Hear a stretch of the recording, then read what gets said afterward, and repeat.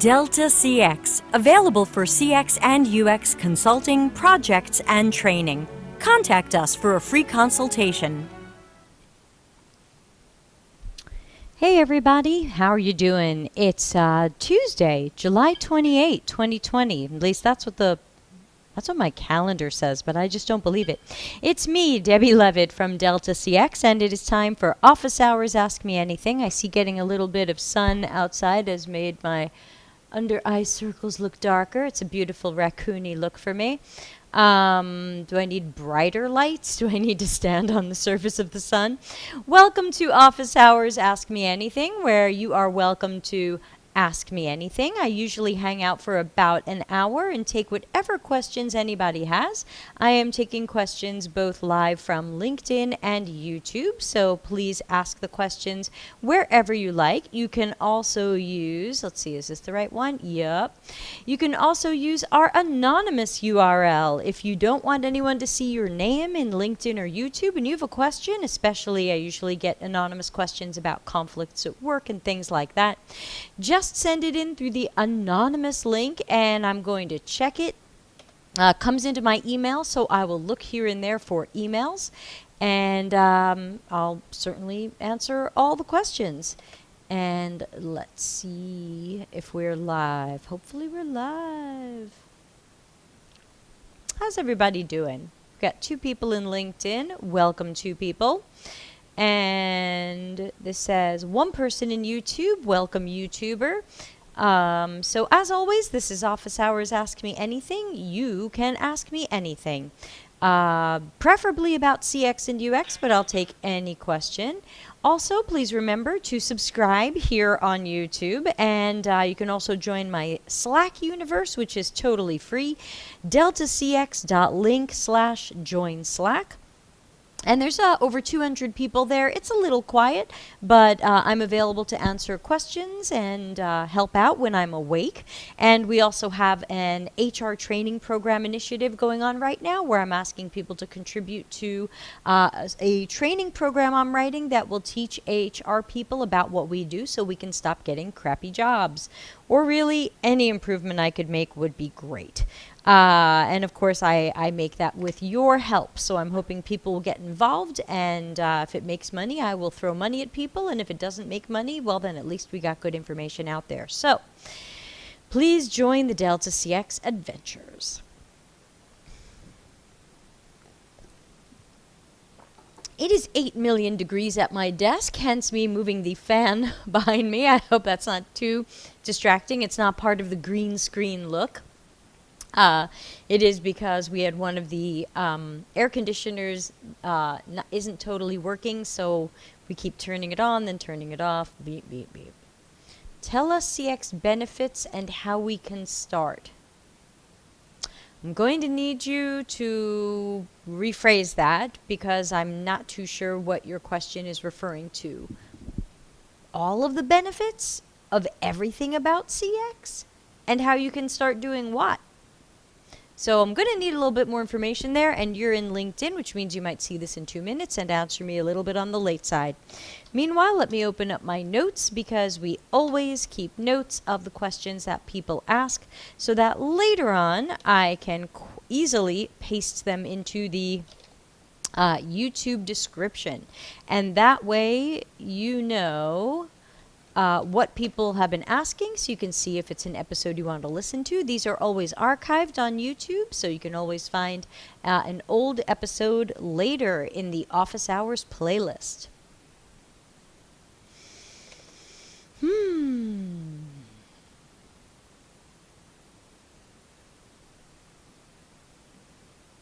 It's Office Hours. I'm here for the hour. We could do karaoke. I should probably pause my cloud backup.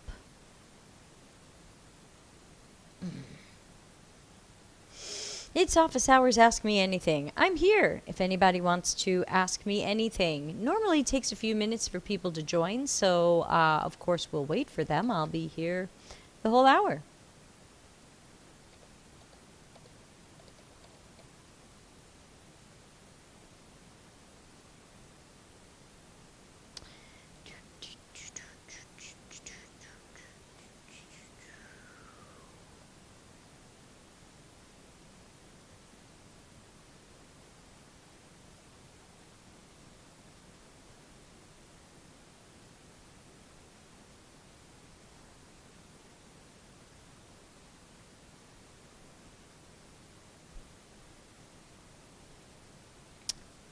Swaraj says, how is CX different from UX? Great, we'll start there, and let me copy and paste that into today's notes.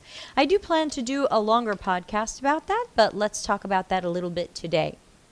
So once upon a time in the early 90s, when Don Norman coined the term UX, user experience, he intended it to mean every possible experience and thought that you might have related to something for which you can be a user or a customer.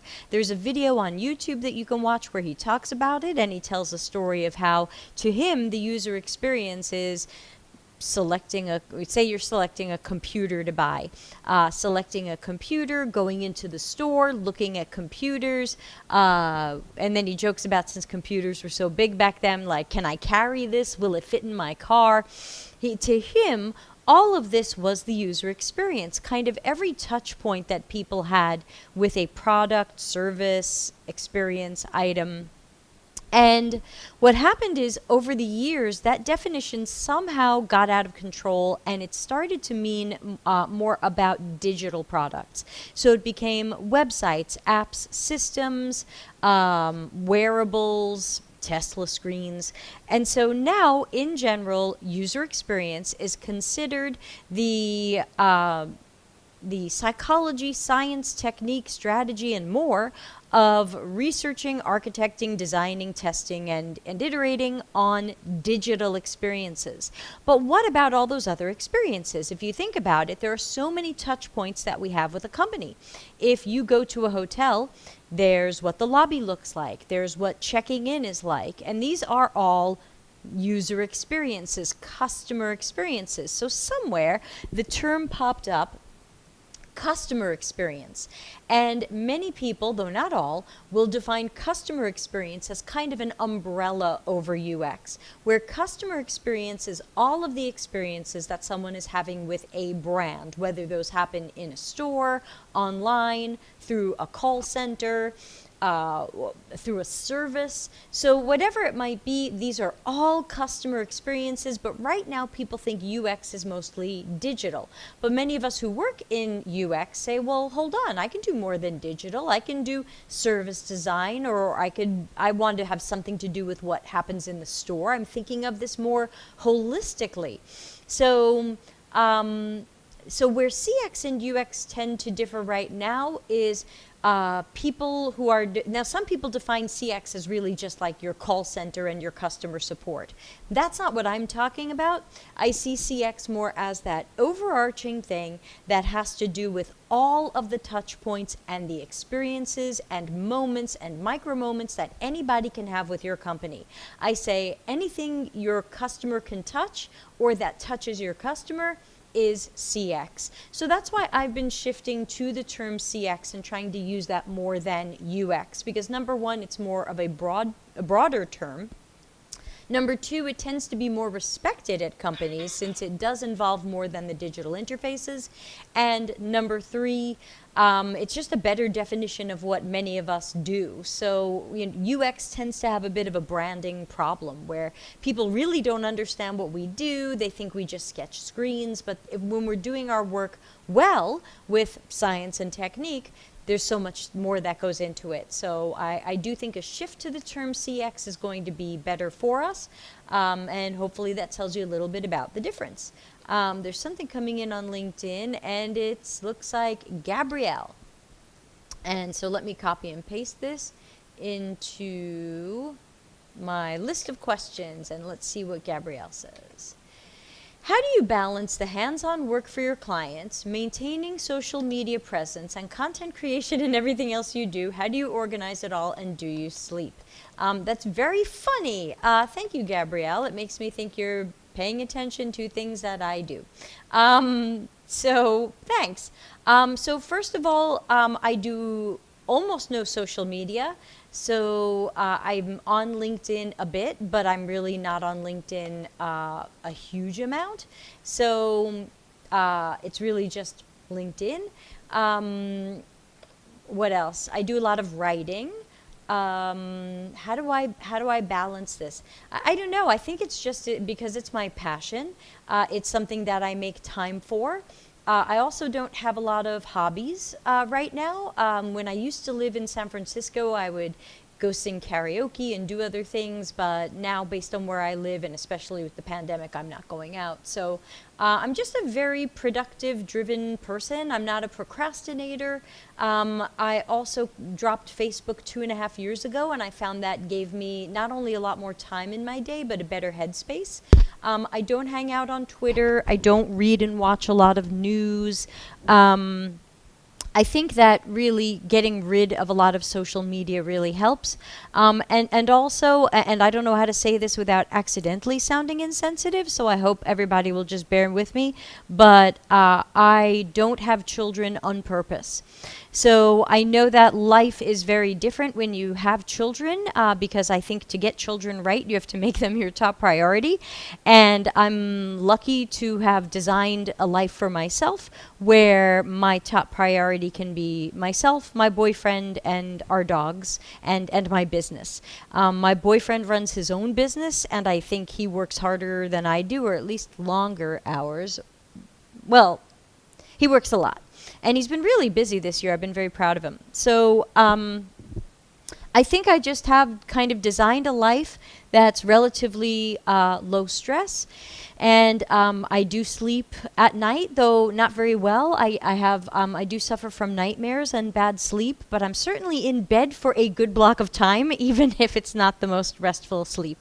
I know I don't organize it all. I tend to write things as I think of them. The only thing that's organized are my CMS Wire articles, which are on a schedule. So those have deadlines. Everything else I just do because I enjoy it. I hope that helps. But if you have a follow-up question, please let me know. And did we get something in? No, we didn't get in a question in the email yet. So let's continue with the questions from the LinkedIn chat. Thank you, Gabrielle. We've got Bill. Bill says, and I think he's talking about himself, got to come up with a solution for a predictive search feature on a page that might yield a lot of results in the search dropdown if there are too many results in the search box. Bill, is your question, what do I do? So it's hard for me to know without what this is relevant to, because, there's not going to be one magic bullet. I don't know anything about your customers or their tasks or their behaviors, so this is like guessing on top of guessing, which I don't usually like. Predictive search on a page that might yield a lot of results in the search dropdown if there are too many results in the search box. Again, not having seen this, not knowing what this is for, not knowing anything about your users or customers, I guess I would wonder if search results or predictive search can be an algorithm based on popularity, like how often people are looking for this type of thing, as well as phrase-based matches. So if somebody starts typing something, and we know there are common phrases, to show them that, but also to show them things that look like what they're typing that tend to be popular or commonly searched. Those are some possibilities. Bill, can you give me a little more color around this, or where this is going wrong, or where you are in this project? Who it's for? Anything. Meanwhile, I will answer Julia's question. Julia, hello. Let's paste your question into my list of today's questions. So Julia says, what's your advice for getting portfolios and resumes noticed by HR managers in the UX space? I find this to be more difficult than other parts of the interview process. Oh, and I see an anonymous question is coming in. So this is, we'll get that one queued up for after we answer Julia's question. Okay, so back to Julia. Okay, let me flip this open. So how do you get your resume or portfolio noticed by an HR manager? Well, obviously, there's a couple of ways to apply for a job. You can apply for a job by seeing a job online and clicking apply. Sometimes the hiring manager sees your resume and portfolio. Sometimes they don't, because you get weeded out by some automatic electronic system. Same is true for LinkedIn Easy Apply. Easy Apply behind the scenes, because I've tried it from listing a job, weeds people out for very bad reasons, and you might not ever be seen. There are also Oh, someone says under the CX umbrella, UX is just a phase. Hope that helps. Well, I don't agree. So I guess you can all you can try that, but that I wouldn't say UX is a phase of CX. See my earlier answer. You can also work with recruiters, Julia. I do like to work with recruiters, but not any recruiter. We did a previous podcast on that. If you check in the Delta CX YouTube channel and you go to live stream podcasts playlist and you go back, I think somewhere around episode 42 was making relationships with recruiters. And I found that sometimes a recruiter can be a great person to help you tell your story. They sometimes have relationships with companies and hiring managers, and they present you as a candidate that they think is a good match. Now, that being said, a recruiter might not want to present you if they think you're not a good match. So I think before any of this happens, it's a great time to improve and clean up your portfolio. I haven't seen it, but there's always room for improvement. There's room for improvement in mine. There's room for improvement in everybody's. So I think we had episode 54. Check the podcast's playlist. I think it might have been somewhere around 54 where I talked about portfolio do's and don'ts. And again, these are my opinion, and you'll get opinions from other people. But I think it's some solid advice on making your portfolio better, because to me, the number one way to stand out is to tell a story that shows me, if I'm looking at the portfolio, that you actually know what you're doing. Two, I've reviewed over 100 portfolios recently, and I can tell you about 4 people look like they know what they're doing. So I think at this point you would absolutely stand out if you look like you know what you're doing, and that requires not just using building blocks, but also using, let's see, I've got my phases of proficiency model. This is episode 56. I presented the phases of proficiency model. And what happens is if you just do a thing, that's building blocks. But if you do it well and you tell the story of how you did it, now you could be in the science and technique land. The hiring manager is looking for the science and technique phase of proficiency. Otherwise, you're not doing UX in a proficient way. You're just kind of throwing tasks and putting sticky notes up and going, look, I made things. But if I took you in an interview, would you know why you made those things? And be able to answer deeper questions about them. So I think thing 1, everybody needs to improve their portfolio first. Thing 2, work with some recruiters when you are sure that you qualify for a UX job. If you are showing your portfolio to mentors, people like me or other people, and they're saying, yeah, I'm not sure you're ready to do your first UX job, then I wouldn't be applying to a whole bunch of things yet. I would be trying to level up a little bit more, unless you have some sort of great story that a recruiter can help you tell. So it's hard right now because of the bad economy. Pretty much every UX job out there has hundreds of applicants to it, and it's very hard to stand out. And personally, I think people are going to stand out by having a great portfolio, because I mostly see not great portfolios. And so that, to me, that's the best way to stand out right now. And then, of course, then applying or having the recruiter bring you to the hiring manager is another good way. I hope that helps. Let's see. So hold on, we've got lots of LinkedIn questions today. Before we get back to Gabrielle, I'm going to work on the question that came in privately through the anonymous URL, deltacx.link/AMA. So, and then I'll get Gabrielle's question in my list. So the question that came in anonymously, and I honestly never know who these are from, says, can you elaborate on the difference between use cases and user stories?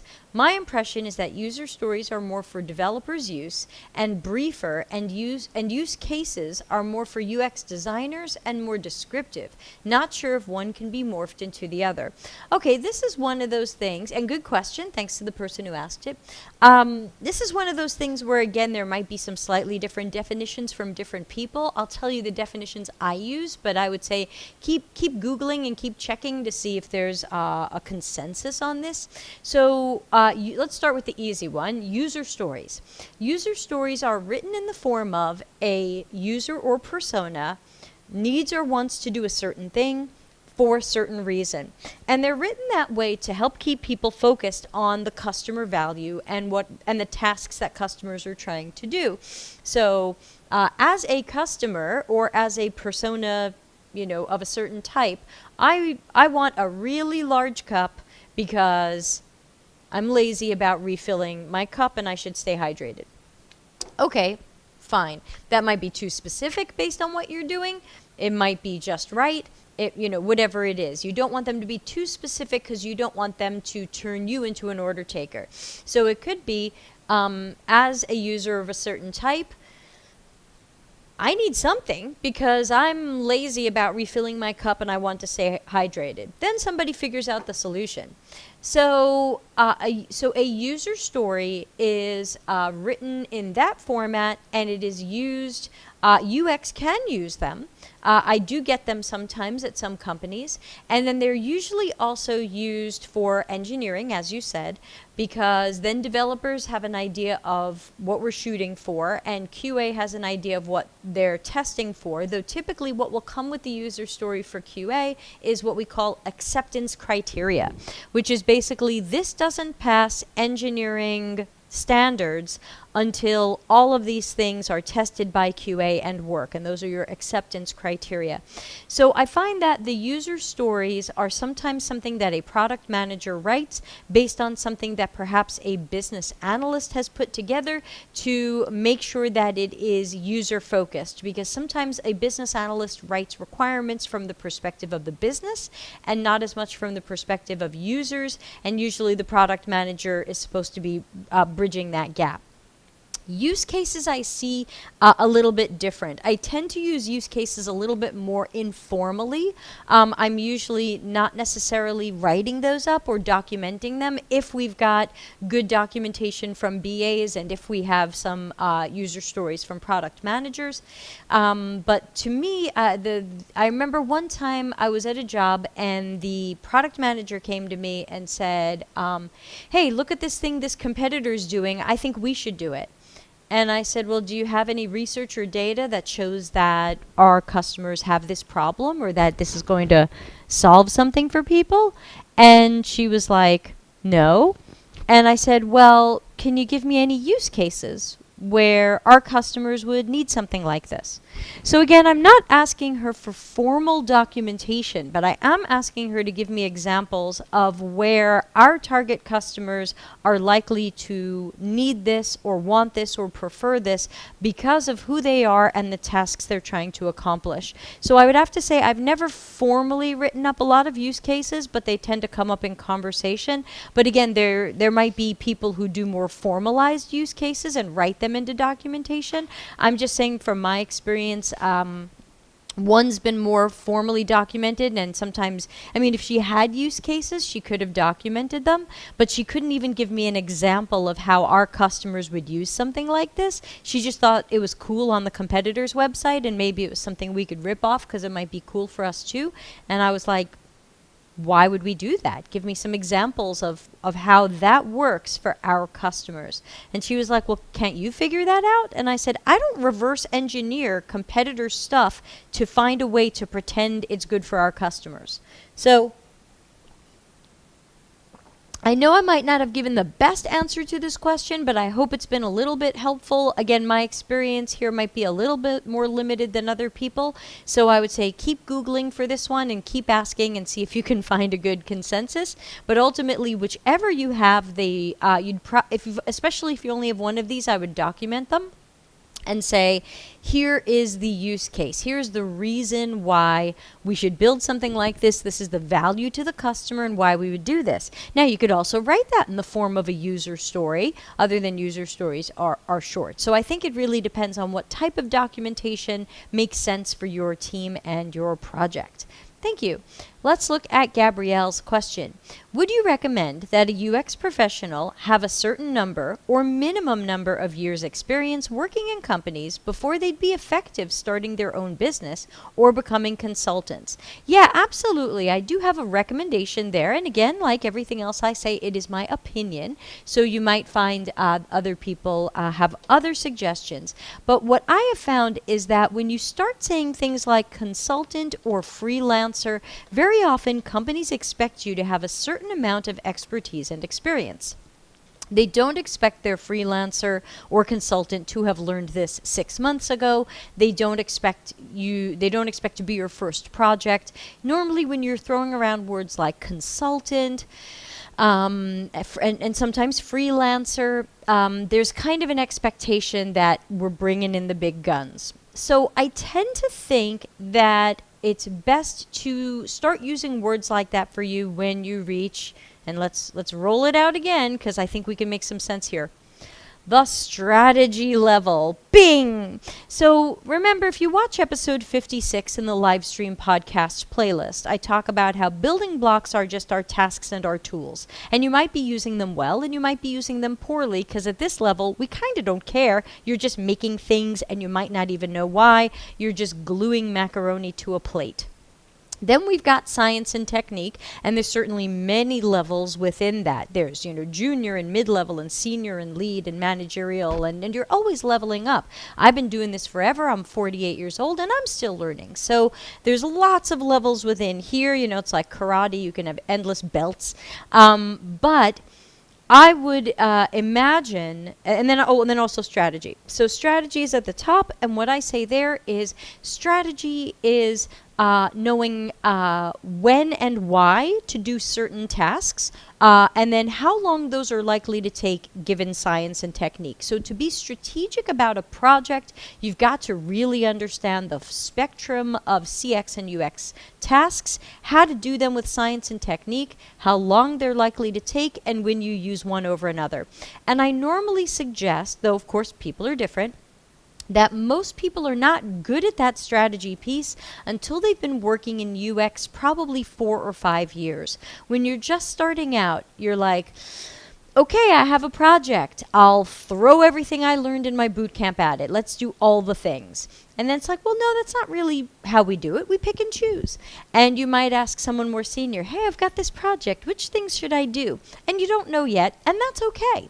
But I think once you are doing UX at such a level where you are past the building blocks, you are deep in the science of technique with at least 4 or 5 years, you are able to be strategic, then that's probably a good time for you to look at being your own company or a consultant.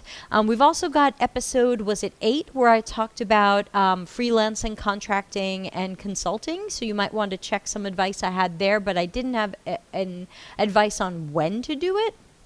And Oz is here. So happy to see you, Oz. It's been too long.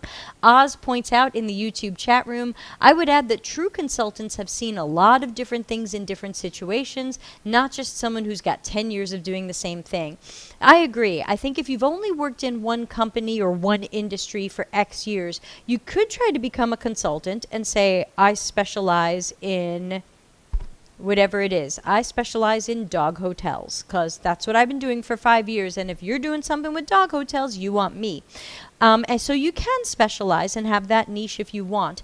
But again, I'm talking 4 or 5 years or more. For me, I don't particularly specialize in anything. So I put my agency, Delta CX, out there more as we can handle pretty much any project out there. However, over the years, I've tended to get a lot of things in similar industries. I tend to get SaaS systems, I tend to get financial, I tend to get e-commerce, and I tend to get retail.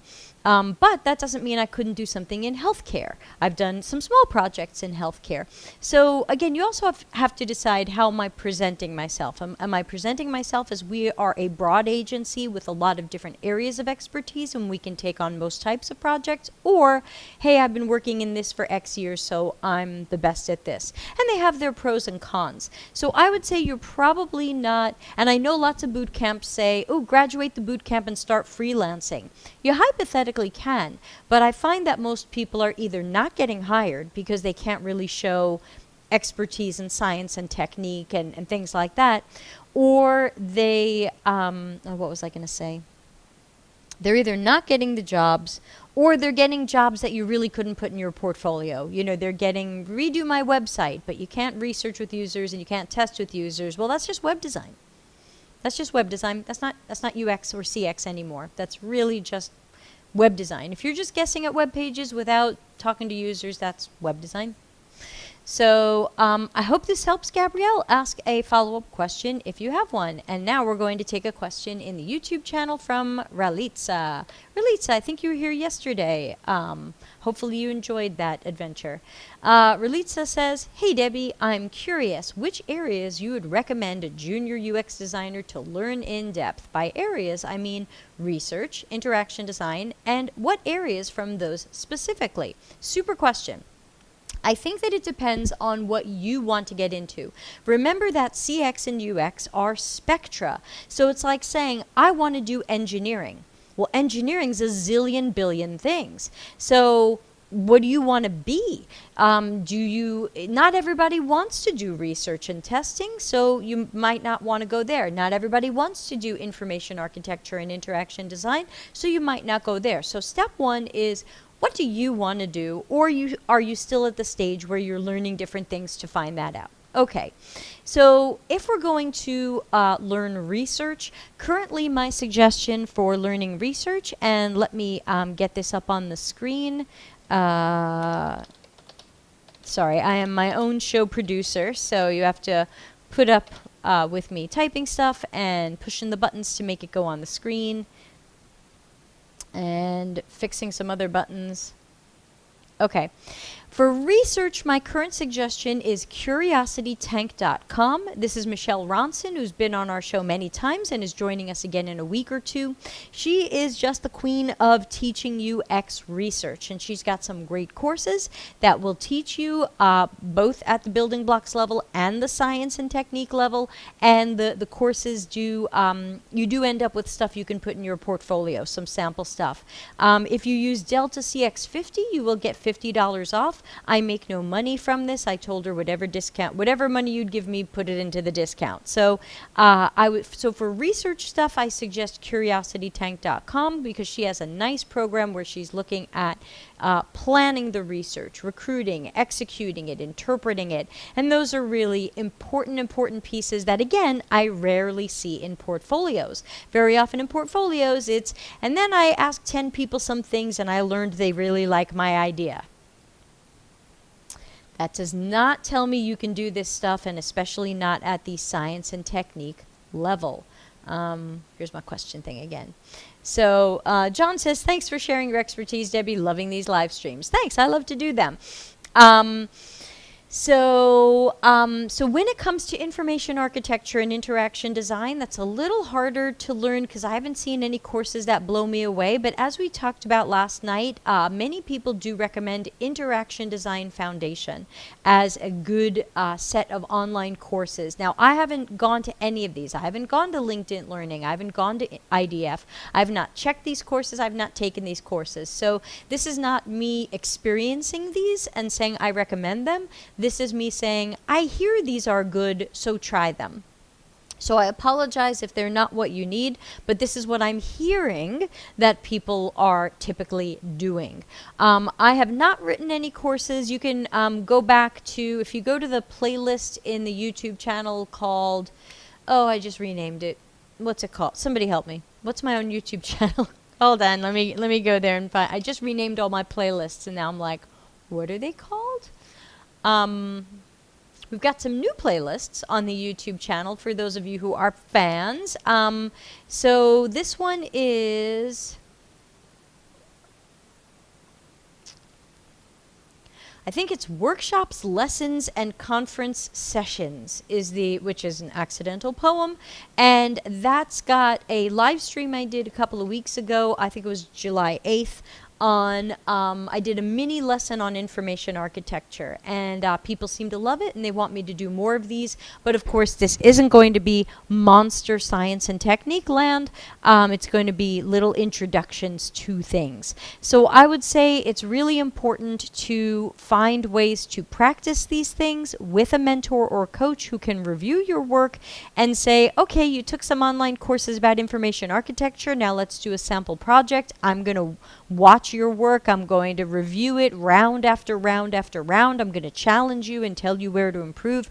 To me, this is where you really level up, and that's why I recommend everybody get a free mentor or a paid coach so that they can really level up. Because until that first job gives you a chance, to me, this is the best thing that you can do. And actually, even when that first job gives you a chance, it's still great to have your mentor or coach behind the scenes who can help you with stuff as they come up in your new job.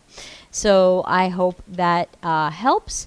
Let's see what else is coming in through the LinkedIn. Today I'm not getting people's names, so that's very strange. Let me flip back. It is Manar. Hello. Says advice on learning the science and technique. Yeah, so I've covered this in a couple of other podcasts, so I don't want to go too deep on this since there's much better information in some of my other recordings. I would recommend if you go into the YouTube channel, which is you can get to deltacx.tv, will redirect you to the YouTube channel, and you can find the live stream podcast playlist. And I would look for episode 56, which is about the science and technique and the levels of proficiency.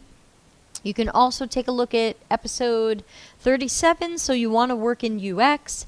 But mostly, since right now I believe nearly all of the boot camps and university degrees are poor programs, I am mostly suggesting that people do things like Michelle Ronson's course and getting a mentor and coach who can personally oversee your learning, move you in the right directions, move you away from garbage. Because a lot of people tell me, yeah, I learned from reading Medium articles and watching YouTube videos. And I go, wow, there's a lot of garbage Medium articles out there and crappy clickbait YouTube videos.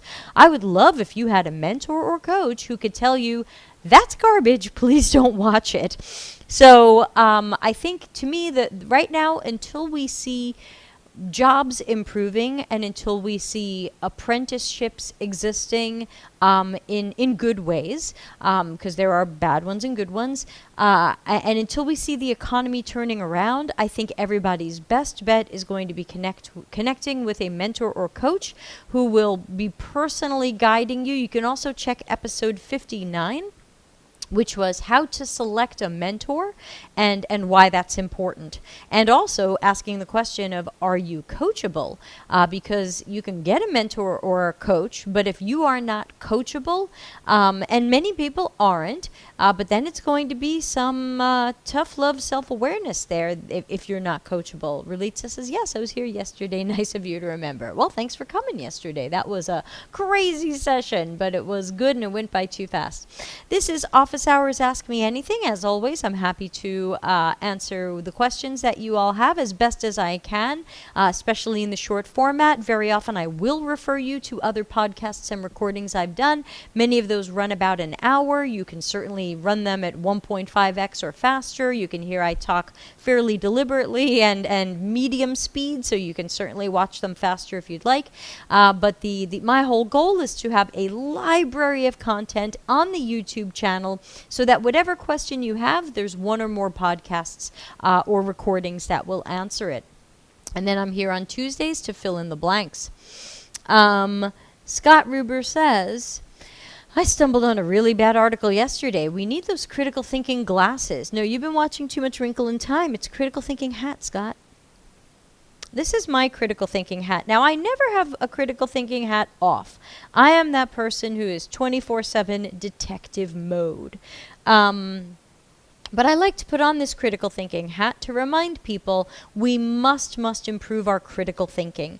And I'm working on a project right now where I will be looking at some of the personality traits and talents and personal skills. I don't mean like interaction design. I mean human skills and human traits that can really make or break you in UX. And we've talked about them in podcasts. There's a podcast, 10 Traits Everybody Should Have. But I'm going to be digging in much deeper to look really closely at what do we need, who's likely to succeed and who's less likely to succeed. Let me give you an example. Critical thinking. If you are not a strong critical thinker, or if you get lazy about your work and you don't like to take the time to do critical thinking and you'd rather just take orders, UX might not be the right career for you. I'm not saying you'd be bad or good at it. It just might not be a match, because we are all about critical thinking and we don't want to just take orders or just make people happy.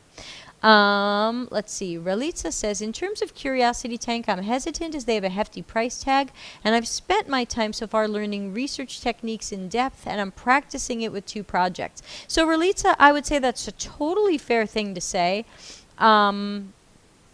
Let's see. Let me just copy and paste that so it's in the record of what we talked about.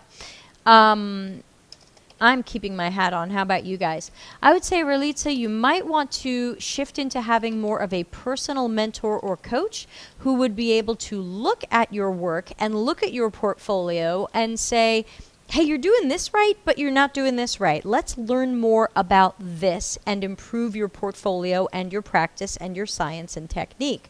Because we're asking, how do you learn science and technique? So I can't tell you what to do until I see what your strengths and weaknesses are. I do free portfolio reviews. If you watch a video first and fix the common problems first, cough, cough. Let me put that up on the screen. Give me a moment. Since there is a way to sign up, I give everybody 1 free portfolio review. If you want more than that, now we're getting into coaching territory, and I ask that people please pay for my time. But you can have 1 free private portfolio. No, critical thinking hat's always on. So 1 free private portfolio review. Ralitza, if you'd like to send me your stuff, I'm happy to take a look at it. Warning, my portfolio reviews are tough love. I am sometimes telling people things they were not quite prepared to hear. But hopefully we can see where there's room for improvement in what you're doing or what you might want to focus on next. And then you can kind of go from there. Portfolio. So yeah, I still do recommend Michelle Ronson's Curiosity Tank if people haven't been learning it, or if there's pieces of what she's teaching that you haven't done. Like Ralitza says, the spot patterns sounds great. I'm considering it, but it's sold out. Yeah, I mean, write to Michelle and maybe find out when her next one is, because I'm sure if she has enough demand, she'll spin up another one. And Ralitza says, I'm looking into the mentors now with the links you shared in the podcast. Great, great, great. And like we said in the mentor podcast, if there's somebody out there who you like, someone who posts to LinkedIn, somebody who writes articles, somebody who's just out there, if you like them and they're senior and they've got great experience, not in visual design, not in programming, but in what you want to do, write to that person. But as we said in episode 59 about mentoring, write to them and tell them your goal. When people write to me and say, will you be my mentor? It falls a little bit flat, because it's like, who are you? Where are you in your path? And where are you trying to go? And if you tell me that, that makes you look a little bit more serious and a little bit more ready for a coach, rather than, hi, help me. So, help me help you, as they say. Swaraj has a question. Let's copy and paste it into the list of questions. Okay, so the question is how to plan a workshop to design IA for an app. You don't need a workshop. So Swaraj, why are you doing a workshop? I'm not going to answer it until you answer me. And I know you're on LinkedIn, so it's going to take you 2 minutes to hear this. Why are you doing a workshop, and what type of workshop would you do to design IA for an app? And after I hear that, I'll finish answering the question. So this is Office Hours Ask Me Anything. Ask me anything. Scott's got another question. I will take Scott's question while we wait to get follow-up information from Swaraj. Scott says, I'm curious how people are handling moderated usability tests in B2B, where customers' IT departments put the clamp down on what tools they can use or give permissions to. Yeah, that's always tough. If you want to use Zoom and they're not allowed to use Zoom, or that's always very hard, and that to me is going to require some managerial intervention. Your manager is probably going to have to talk to somebody else to figure out, how do we get these people into the system we're trying to use, or do we have flexibility, or it's hard to use the other company's system because we ultimately want to get a recording of it if we can record it. If you're not recording it, then ask them if they have a system they can use. Hi, do you use WebEx, Zoom, Google Meet? Can we use your whatever and watch you that way? And then you could technically do a screen capture. You could record your video and the audio coming through, even if it's their tool. So maybe one way would be to talk to their IT people and see if they have an internal conferencing tool that they are allowed to use, and then you would find a way to record the your screen and the two-way audio.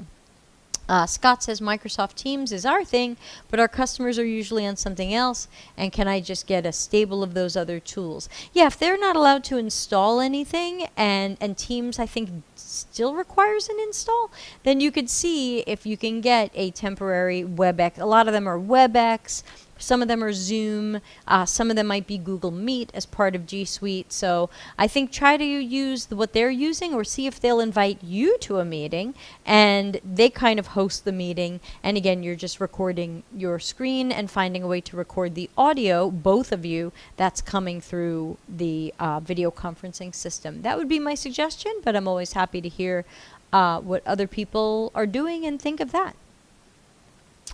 So I'm here for about 10-15 more minutes to answer questions. This is Office Hours Ask Me Anything, and I should put the anonymous link back up if you'd like to ask a question anonymously. Sometimes people with sensitive questions don't want their names yelled out, since when I see your name I yell it out. You can use deltacx.link/AMA. Remember, this link is good throughout the week, so if you come up with a question and you'd like it answered in next Tuesday's Office Hours, you can send it through ahead of time, and it will just be one of the first questions or the first question that I handle. And you can always check the archive. They're always on YouTube in the playlist that says Office Hours and Ask Me Anything, and you'll see it there.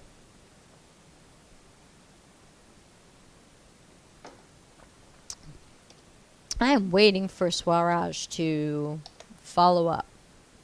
Has anyone heard from Swaraj? Is Swaraj okay?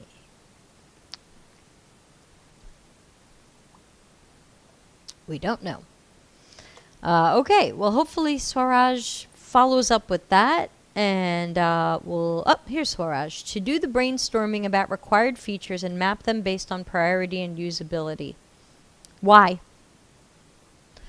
Why are you brainstorming about required features and mapping them based on priority and usability? Why is that a workshop? Why isn't that your job? Why isn't that your job that you're doing alone? Because you're an expert, a specialist. Why do you need a workshop? I'm serious. I'll wait. Why do you need a workshop? I believe that too many people with UX titles rely too much on workshops. Workshops make other people do our jobs, and let's face it, they suck at our jobs in general, for the most part. And why are we brainstorming with our coworkers who might be biased, who might not be user-focused or customer-centric? Why aren't we involving the users? So I am, those of you who follow the channel know I'm 95% against workshops. I think there's a couple of types that work well and a couple of times when you can use them, but in general they are overused, and I think they are a crutch for some people getting into UX who think like, well, I don't have to know too much about UX or do too much UX. I just have to run workshops and get everybody else's ideas.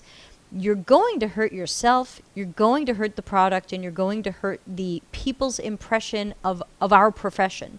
If I worked somewhere and every time the product manager needed to do something, they wanted a brainstorming session, I would feel like this product manager doesn't know what they're doing. Why can't they just get their work done and leave me out of it? You know, ask my opinion if you really need it, but good God, make your own product roadmap or do your own whatever. I think when we hold a lot of workshops, especially for non-great reasons, we make ourselves look bad. And especially for something like product features, information architecture, prioritization and usability, these are some things we should be able to do. I expect you to be able to do this at the science and technique level of proficiency. Boop. So if you do not have the science and technique phase of proficiency to be able to do this work yourself, if you're living in building blocks land and so you're calling a lot of workshops because your school said to call workshops, or you think that's an easy way to get out of doing your work, you're hurting yourself, you're hurting the customers, and you're making our profession look like it's not needed. Because if I'm the boss and I keep seeing you pulling everybody away from their work for another one of your brainstorming sessions, I'm going to be like, doesn't this guy know how to do his stuff? Why does he need everybody? Why does he need everybody else to stop working? Doesn't he respect their time? So please see my previous podcast on collaboration, design by committee, and democratization. I think it's episode 40-something. More information on that. While we wait to hear what Swaraj has to say about that, Ralitza says, clarification about why I was asking about areas. As a self-learner, structure is the biggest issue, along with direction. I will focus on fixing this with finding a mentor and working with them further. Thanks for your advice and insights. I hope that helps. Because again, especially where someone feels like, well, I've been learning this. What do I need to do next? Well, that is extremely unique to you. And I really don't know the right answer to that until I see where you are. And are you really doing good science and technique with what you've learned so far, or are you missing that? So I don't know what you're missing or where you can improve until I see your work. And then I can say, aha. So I don't know if Swaraj is going to give us a follow-up. Remember, YouTube is about 20 seconds behind me, so it's a great place to go. It's why I'm always trying to get you guys into YouTube and subscribing there, because it's really much closer to a conversation. LinkedIn is usually 2 to 3 minutes behind, so when I ask people follow-up questions, they're hearing it 2 or 3 minutes later, then I'm reading it, then if I have another follow-up question, 2 or 3 minutes later, next thing you know, we're done. So I do recommend that as much as possible, join me. Even if you see it coming up on LinkedIn, Debbie Streaming, go over to YouTube. You can always get there through the redirect, deltacx.tv, and join us there because it's just much closer to a conversation. I don't know why LinkedIn is so delayed. I don't control it. Also for Swaraj, if you, as I was saying, if you go into the playlist called Workshops, Lessons, and Other Sessions, I think that's what it's called. And it's not workshops the same way. It's workshops that I do at conferences where I teach people some things and then I have them do some exercises. So it's not like at work where I'm making them brainstorm my work. So Workshops, Lessons, and Other Sessions has my mini information architecture lesson there. So I would recommend people give that a watch, as it will give you some idea of how to do information architecture work with real users and customers, or potential users and customers. Swaraj says his internet's a bit messy and he missed out on my follow-up question. Oops. Okay, so it sounds like he might have to watch this back later. And I think you're he. I'm sorry, your picture's not coming up for me. So you might have to watch this back later. This will be, of course, archived on the YouTube channel. So ultimately, I would suggest, Swaraj, please watch Collaboration, Design by Committee, and Decentralization, which I think was podcast 30-something or 40-something. Go back into the podcast playlist. We don't want to do this by workshops, and we don't want to do this by brainstorming. If we're making information architecture, the best way to do that is by involving users. It's not UX without users. It's not CX without customers. And I see customers and users as the same thing. I'm not going to fight over that. Anybody who is potentially or currently doing business with you is a user or customer. I don't pick fights about. They're not users, they're not customers. What about humans? What about people? I'm not going to get into that. So we need to be involving humans. And we don't do that when we are calling workshops and asking our teammates to brainstorm with us and taking them away from their work to do ours. We make ourselves look bad. So I think, so Swaraj, please roll it back if your internet blipped, and please, after this is archived, please watch it back, because I've given you some answers and examples there. So let's copy and paste, because we've got Neha here. Neha, how's the boot camp going? I'm always hoping they're teaching you something good, because you know I'm worried about you. Neha says, hi Debbie, good evening. Yes, good evening. It's late there. For a good portfolio, do we need to show heuristic evaluation under competitive analysis? Well, that really depends. Very often the heuristic evaluation is of the existing product that you're about to fix or change or add to. You could do a heuristic evaluation of somebody else's stuff. So I would say if you did a heuristic evaluation of the current product, I tend to put that under audits, like I'm auditing the current product. If I'm trying to do evaluations or heuristics or walkthroughs or some of the other things that I call these things of competitors, then I would probably put that under competitive analysis. Now, that's for categorization. If you're asking, do we need to show that we've done heuristic evaluations, you can definitely show that you've done a heuristic evaluation under competitive analysis, but remember everything I keep saying about storytelling. You don't want to say, then I did a heuristic evaluation, and you give me a screenshot in an Excel sheet or something and say, you know, visibility of system status 3. Then I just go, what is this? So you'd need more storytelling around what is this site and what did you do? And that's why when I do these, I don't just do traditional heuristic evaluations, because I find they fall a little short, especially for the person who's going to be reading them. They might make sense to us, but this is an area where someone else is like, visibility system status, what is that? So what I normally do when I do mine is I do a screenshot of whatever I'm looking at, or a mobile screenshot.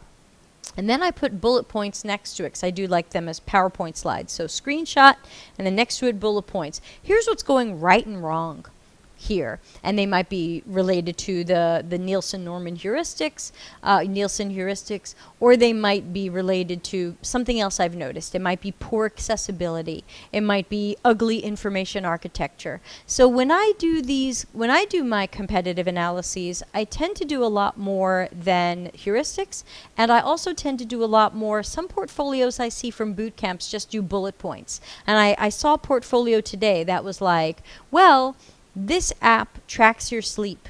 And I go, hey, there's a rainbow of tracking sleep, because I use a special sleep tracking app, which is how I can tell you guys how badly I slept last night. According to this is how I slept last night. I got a 2% out of 100. Oh, I was in bed a long time. I was in bed 9 hours. But according to this, I did not sleep very soundly. I was moving a lot.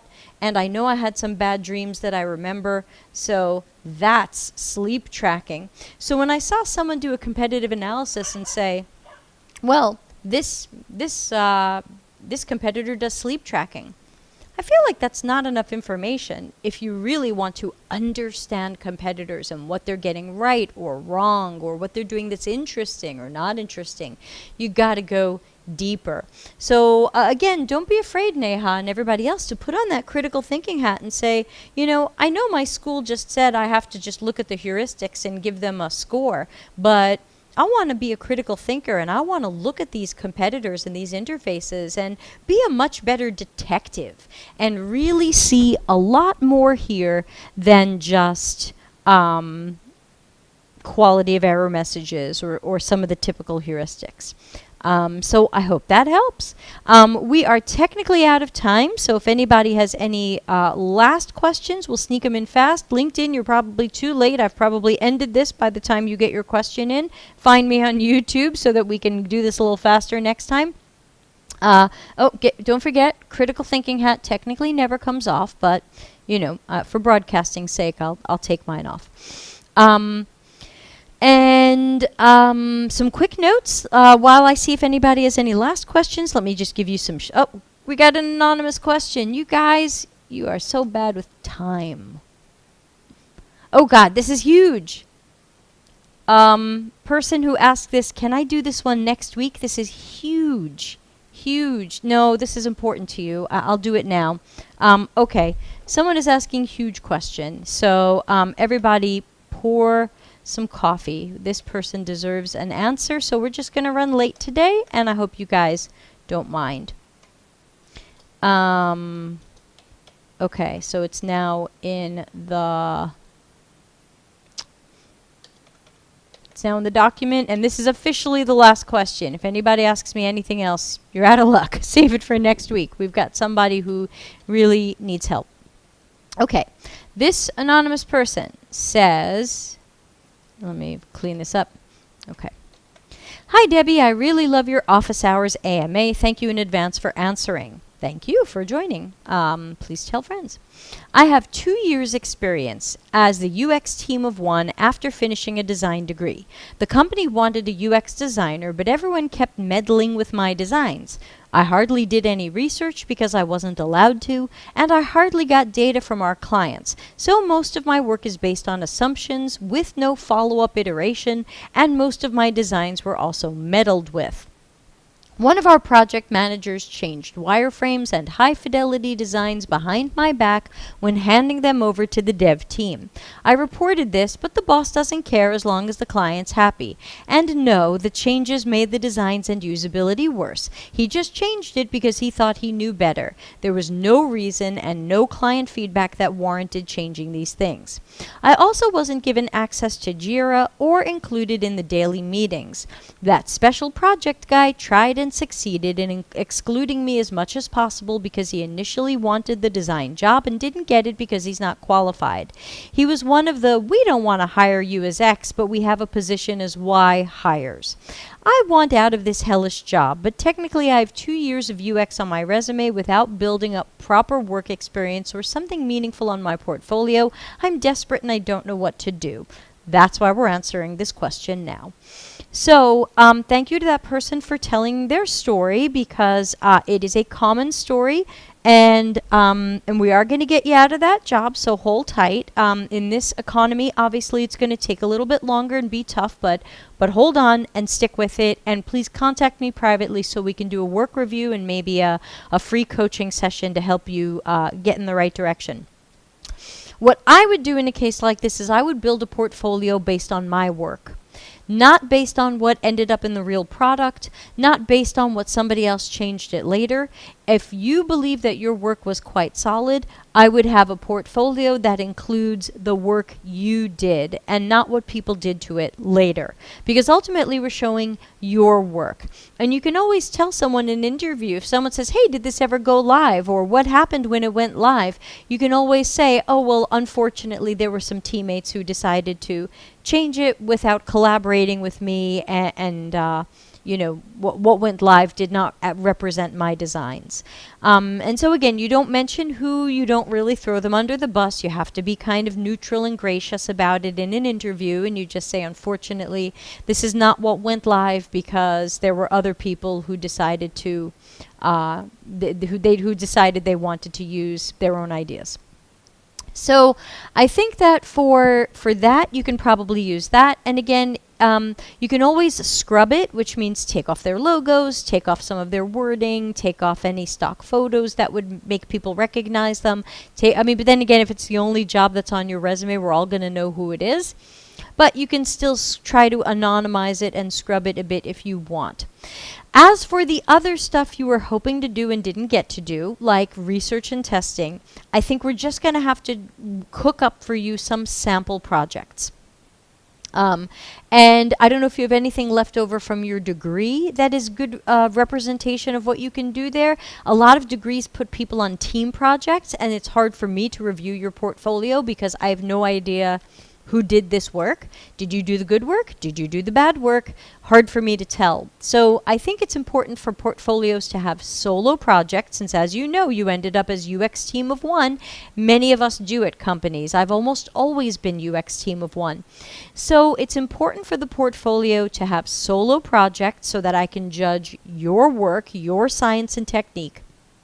And If you don't have those from this job, and I'm with you, I've worked jobs where I've had nothing to put in the portfolio afterwards, then I would say work with a mentor or coach on some sample projects that you can then show to someone and say, unfortunately, my first job did not give me the opportunities to do the research and testing that I wanted to do and that I can do. This job really just wanted this, and so here are some other samples of what I can do. And that means you're gonna have to super kick butt on these sample projects. When I see people go lazy on these sample projects, I interviewed 2 people, I go, if you really want to show me what you can do and you really want that portfolio to help you stand out from all the other people with the sad portfolios, you've got to do something that looks really good. Hey, this is a sample project, but I decided to take it as seriously as I could, and I worked with my mentor or coach or whatever, and I interviewed 15 people because I realized we had 5 customer types, and I know we should talk to 5 to 10 or more of these, but I spoke to 3 because this was a sample project. And because I had this broad amount of data, here's how I evaluated that data. And here's how I planned the research. Here's how I recruited the people. Here's how I executed it. Here's how I evaluated the data. Here's how I interpreted it. If you can tell that story in a portfolio, you will stand out from 96% of people instantly, because nearly every portfolio I see says, then I did research, I asked 4 people if they would like my idea, and they said yes. And I go, I'm not interviewing this person. So I really believe the best way to stand out right now is to show people you know what you're doing. And so I think we can get you out of that job. I think you should start interviewing. I think you want to get connected with some recruiters. You didn't spell anything Britishly that I noticed, so I don't know if you're in America. If you're in America, talk to Aquent, Aquent. I don't get paid to say that. They're just a great recruiting company that really understands UX and designers. You would be applying for a mid-level job. I would probably try to push you as a mid-level job and not as a junior.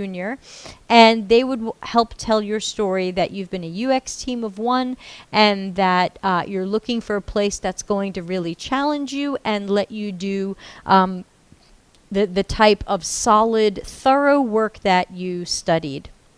And then you're just going to have to super up your portfolio so that it doesn't look like another bootcamp portfolio or something like that. Oh, Relitza says Aquent also operates in Europe. That's great. Thank you, Relitza. I wasn't too sure.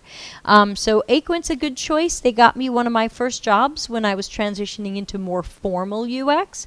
And so I'm always grateful for them. And I do think they are a bunch of recruiters who really do care and do understand us. But again, person who wrote this, feel free to book some time with me, and let me put up a link quickly before we all go to sleep. I've got a link I'm going to put up, and it's got to put it up when I say I'm going to put it up. Boom. deltacx.link/coaching should dump you in my online appointment system. There is a 15-minute free trial coaching session that anyone can sign up for. You can always have a free 15 minutes with me. I find that most people don't use it wisely. Most people ask me the same things they could have asked me here or could find in the portfolio reviews. So I would say do yourself a favor. Be more appreciative of my time. If I've answered this in 3 podcasts, please just watch my podcasts. If you have a special, unique question, especially like this one where we're like Relitza, Deb, this is my unique situation. What should I do next? That's a great opportunity to have a trial-free coaching session with me, because then we can talk specifically about you. But when I get people booking time with me and then going, how do I get into UX? Peeps, I've got heaps of podcasts on that. I've got an entire playlist now on that. So that's the best use of coaching time with me, and I do invite people to take advantage of the free one. You only get one free, so use it wisely. Don't ask me the same questions I get all through office hours. Save it for office hours because then it benefits everyone. So anonymous person, I hope that's a little bit of help. I want to see how else I can be helpful. I cannot help anybody get a job right now. The economy is just too funky, and I don't have any magic insight on jobs. But I can definitely help people on resumes, portfolios, interviewing skills, and things like that. So hopefully we will connect. And all coaching, of course, is always confidential. I do not tell anybody your stories. I do not share. If we record it for you, the recording's just for you. So just please know, I believe strongly in confidentiality. So with that, I hope that helps that person a little bit. I know it's not a totally complete answer, but it's one of those things kind of like Ralitza where it's like, we kind of just have to look at you as an individual. So I'd want to see this person's resume also because I don't know if if UX is this person's first career or if there's something they did before that we can kind of weave into the portfolio and say, hey, I spent 3 years in marketing research. This is how this also, this wasn't UX research, but here's some marketing research I did that had some relevant pieces, because not 100% of marketing research is going to translate. But it's also interesting to see if there's anything from the previous career that we can try to bring forward. Sometimes you just can't. Sometimes it's your first career or there's just nothing there. We talked about this last night. I think we talked about should your resume say hotel clerk? And I say only if you can find a way to make that relevant. If you just say hotel clerk, then I go don't care. But if you talk about how you dealt with people and if you can relate it to some of the things we deal with in UX, then hotel clerk becomes interesting. Otherwise, it probably doesn't belong on the resume and certainly wouldn't be in the portfolio. All right, we ran super late today, but I hope this helps. I think there's no podcast tomorrow, but there is one on Thursday. Yes. Join us Thursday for everybody's favorite guests, or one of your many favorite guests. Dr. Nick Fine and Darren Hood will be discussing, is UX elitist? Because we see a lot of people who are trying to fight for juniors saying, oh, UX is too elitist. We should have a lower barrier to entry. We shouldn't be using jargon. There's so many things I see, and we want to give you our opinions on, is UX elitist? Are we gatekeepers? Are we using too much jargon? So join us Thursday for that. And then that takes us to next week. Monday is empathetic design pros and cons. So what is empathy? Should we be using it in designing? What's the pros and cons of that? Tuesday, of course, office hours. And Wednesday, I'm going to show something. I've got I've an internet prediction document from 2004, and we'll just have a little fun, lighthearted thing on were they right. And then Thursday the 6th, please mark your calendars for that. Thursday the 6th, and these are all 6:30 p.m. Italy time, adjust for where you are. We're going to do a live brainstorming in Mural again on what you wish we could train HR and recruiters to understand about our jobs and our work so that we can all start getting some better jobs with better job descriptions and things like that. So I'm working on an HR training program now, and I'm looking to capture more ideas and more people's voices in it so that I can make sure that it would hypothetically address your needs and maybe even solve your problems. So that's a few things coming up on this channel. Please do subscribe on YouTube and join me there where possible. It is just a little bit more of a conversation, and you can tell by how fast people respond to me on YouTube versus me waiting minutes for someone on LinkedIn when I have a follow-up question. So join me on YouTube where you can. Thanks again to everybody, and see you Thursday night for Is UX Elitist? I think that one's going to be fiery, and I look forward to hearing your questions and comments on that topic. Thanks, and see you soon. Thanks for watching. Delta CX is available for consulting and projects related to CX and UX strategy, leadership, training, problem finding, problem solving, and innovation. Learn more at deltacx.com.